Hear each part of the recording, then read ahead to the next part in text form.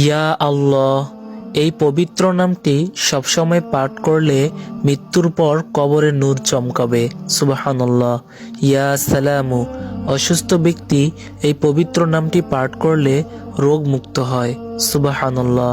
ইয়া বারিয়ু এই পবিত্র নামটি প্রত্যহ 7 বার করে পড়লে কবরের আযাব মাফ হবে। সুবহানাল্লাহ। ইয়া গফফার এই পবিত্র নামটি জুমার নামাজের পরে 100 বার পাঠ। ইয়া আল্লাহ এই পবিত্র নামটি সবসময় পাঠ করলে মৃত্যুর পর কবরে নূর চমকাবে। সুবহানাল্লাহ। ইয়া সালামু অসুস্থ ব্যক্তি এই পবিত্র নামটি পাঠ করলে রোগ মুক্ত হয়। সুবহানাল্লাহ।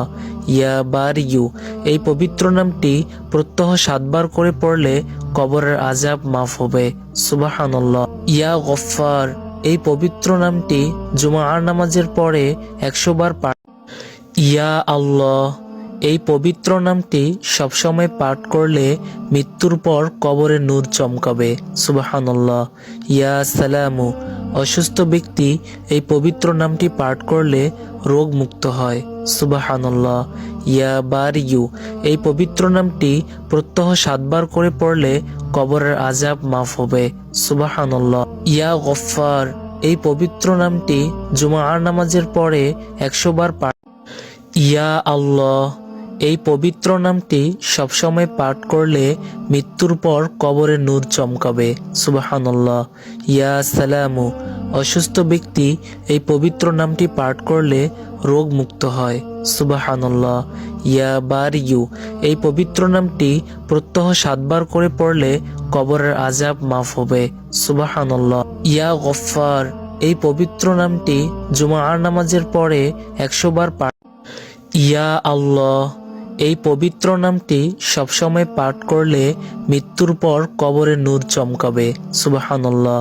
ইয়া সালামু অসুস্থ ব্যক্তি এই পবিত্র নামটি পাঠ করলে রোগ মুক্ত হয়। সুবহানাল্লাহ। ইয়া বারিয়ু এই পবিত্র নামটি প্রত্যহ 7 বার করে পড়লে কবরের আযাব মাফ হবে। সুবহানাল্লাহ। ইয়া গফফার এই পবিত্র নামটি জুমার নামাজের পরে 100 বার পাঠ। ইয়া আল্লাহ এই পবিত্র নামটি সবসময় পাঠ করলে মৃত্যুর পর কবরে নূর চমকাবে। সুবহানাল্লাহ। ইয়া সালামু অসুস্থ ব্যক্তি এই পবিত্র নামটি পাঠ করলে রোগ মুক্ত হয়। সুবহানাল্লাহ। ইয়া বারিয়ু এই পবিত্র নামটি প্রত্যহ 7 বার করে পড়লে কবরের আযাব মাফ হবে।